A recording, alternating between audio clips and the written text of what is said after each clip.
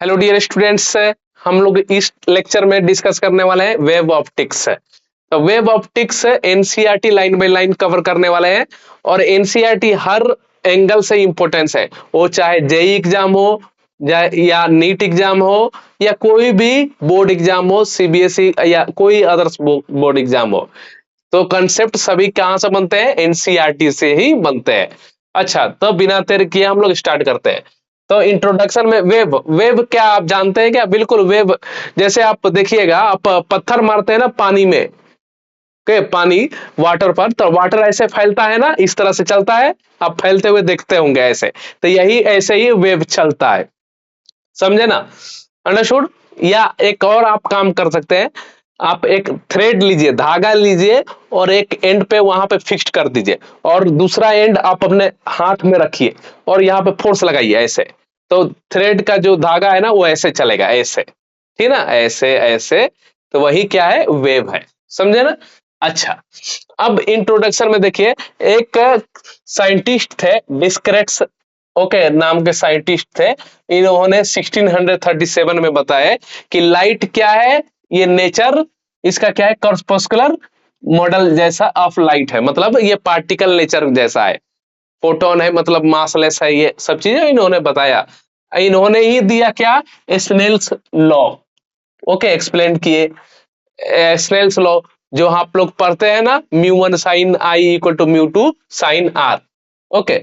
इन्होंने ही बताया कि explain reflection, refraction and interference. लेकिन इसमें गलतियां क्या हो गया आप देखिए। तो गलतियां ये हो गया कि ray of light bends toward the normal in other medium, ठीक ना? तो ये तो ठीक है, चलिए। लेकिन क्या हो रहा है? Speed of light greater than first medium in second. तो ये पॉसिबल है क्या कि एयर में जैसे आप लाइट जलाए तो एयर में जितना स्पीड है उससे ज्यादा स्पीड वाटर में हो जाएगा क्या?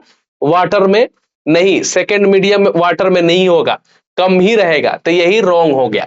अच्छा, अब इसी को नेक्स्ट साइंटिस्ट आए, न्यूटन्स, जो आप लोग जानते हैं, आप और हम जानते हैं। तो उस समय उनको, न्यूटन्स को पब्लिक भगवान की तरह पूजते थे, ठीक ना, कि ये जो बोल रहे हैं ये बहुत ही करेक्ट है, कोई इस पे उंगली उठाने वाला नहीं है, ठीक ना ये। और ये इन्होंने भी इसको कहे कि लाइट क्या है? कॉर्पस्कुलर मॉडल ऑफ लाइट है, और ये इनको ही सही साबित किए न्यूटन्स ने। लेकिन ये जो कॉर्पस्कुलर है ना, ये रॉन्ग है। ये speed of light another medium में क्या हो जाता है? लेस हो जाता है, ये आप हम जानते हैं, ठीक है। लेकिन उस समय लोग विश्वास करते नहीं थे, ठीक ना, कर रहे थे उस न्यूटन्स पे ही। लेकिन आगे चल के हाइजेंस नाम के साइंटिस्ट थे, इन्होंने भी प्रूफ किया कि नहीं, दूसरे मीडियम में स्पीड ऑफ लाइट लेस हो जाता है। ये बात सही भी है, ठीक ना। तो न्यूटन्स ने बताया कि अनदर मीडियम में क्या हो जाता है? लाइट फास्ट हो जाता है, वो रॉन्ग है। लेकिन तभी भी इसको ज्यादा वजन क्यों दिया जाता है? क्योंकि न्यूटन्स बहुत बड़े आदमी थे उस समय, ठीक ना, और लोग उन्हीं का बात मानते थे।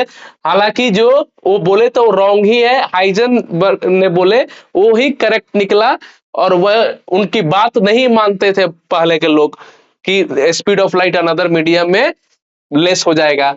लेकिन वो चल बसे, तब आगे चल के फिर एक और साइंटिस्ट आए तो उन्होंने प्रूफ करके दिखाया कि नहीं, हाइजन ने जो बोला था वो करेक्ट थे और न्यूटन ने बोला था वो रॉन्ग थे। ओके, यहाँ पे देखिए, then this model corpuscular model जो है, ठीक ना, पार्टिकल है, फोटोन है, लाइट है, was further develop by Newton's, okay.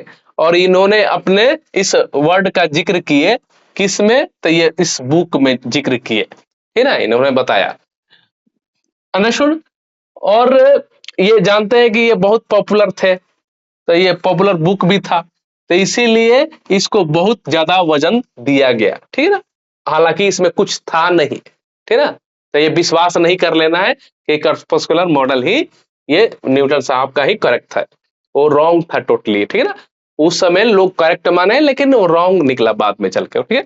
अच्छा, फिर देखिए 1678 में एक साइंटिस्ट आए, जो हाइजन नाम के साइंटिस्ट है, इन्होंने फिर एक्सपेरिमेंट किया इस पर, ठीक है, वेव थ्योरी ऑफ लाइट दिए। ओके, और इन्होंने बताया wave model of light will discuss in this chapter. हम लोग को ये चैप्टर में यही डिस्कस करने वाले हैं। Understood? Wave model could satisfy explain phenomena of reflection, refraction, and however it predicted that to refraction जानते हैं ना, रिफ्लेक्शन मीन्स अनदर मीडियम में नहीं जाना, रिफ्लेक्शन मीन्स बाउंस बैक होना, रिफ्रैक्शन मीन्स क्या, अनदर मीडियम में जाना, समझे, बेंड्स टुवर्ड द नॉर्मल। तो इन्होंने बताया speed of light would be less than second medium, ये करेक्ट भी है। आज आज हम लोग जानते हैं, ठीक है ना, कि अनदर मीडियम में लाइट स्पीड जो है उसका लेस हो जाता है compare to first medium. Understood? अच्छा, next, it was so the speed of light in water is less than, इन्होंने प्रूफ करके भी दिखाया कि स्पीड ऑफ लाइट है जो वाटर में कम हो जाता है कंपेयर टू एयर। अंडरस्टूड? ये सब चीजें। ओके, नेक्स्ट,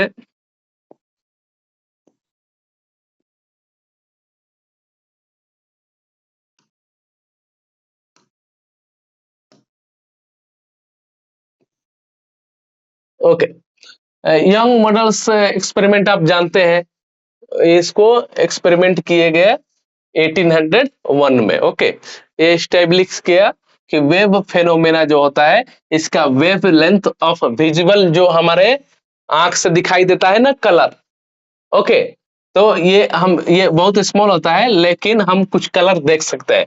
जैसे येलो लाइट वेवलेंथ क्या होता है, 0.6 माइक्रोमीटर, ठीक है ना। तो हम कलर देख सकते हैं ना, वायलेट, इंडिगो, ये सब VIBGYOR। तो हमारा आइज का कैपेसिटी है कुछ कलर को देख पाना because of the smallness. Okay, तो ये उसको क्या बोलते हैं, visible light.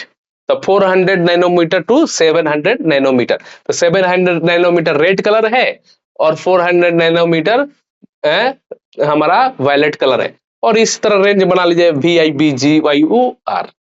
Understood? Okay, and after experiment young in 1801, next 40 years after मैंने एक्सपेरिमेंट हुआ इस पर, तो से मालूम चला मैंने experiment were carried out involving interference. Interference means जानते हैं, इंटरफियर करना। तो कोई कोई बोलता नहीं है किसी को कि वो बहुत इंटरफियर कर रहा है मेरे मैटर में, तो अनावश्यक क्या है मेरे ऊपर आ रहा है, मतलब इंटरफेयर। जैसे आप देखिए ओवरलैप कर जाना, एक आपके रूम में 2 बल्ब है, तो एक बल्ब आपने जलाया पहले और फिर दूसरा बल्ब जलाया, तो उसका फर्स्ट बल्ब का वेव जो है वेव ऐसे चल रहा है और दूसरे बल्ब का वेव जैसे ऐसे चल रहा है, दोनों ओवरलैप हो गया, इंटरफियर कर गया एक जगह। तो हालांकि इंटरफियर का जैसे लाइट का रोशनी और बढ़ गया आपके रूम में, ठीक है ना, तो वही क्या है, इंटरफेरेंस है। इंटरफेरेंस है। डिफ्रैक्शन मींस क्या, डाइवर्ट हो जाना, ऐसे फैल जाना है। Okay, light wave, these experiments could only satisfied explained by the assuming a wave model of light. Understood? Around the middle of the 19th century, the wave theory seems very well established. The only major difficult was that the since it through wave required to the medium it propagation, ठीक है। तो पहले क्या लोग कहते थे कि light कैसे ये चलेगा, ये इसके लिए तो मीडियम चाहिए। तो बाद में मालूम चला कि नहीं, एक और वेव नेचर होता है, लाइट का नेचर है क्या है, वो नॉन मैकेनिकल है। जो इलेक्ट्रोमैग्नेटिक वेव है ना, ये नॉन मैकेनिकल है, ये विदाउट मीडियम में भी ये करेगा, ये साउंड के जैसा नहीं है, समझे।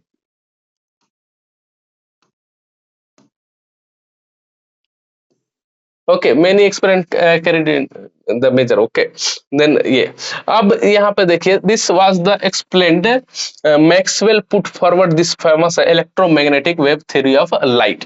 तो इन्होंने बताया इलेक्ट्रोमैग्नेटिक वेव नेचर होता है जिसके लिए मीडियम का जरूरत नहीं है, ये नॉन मैकेनिकल वेव है, डेवलप्ड सेट इक्वेशन।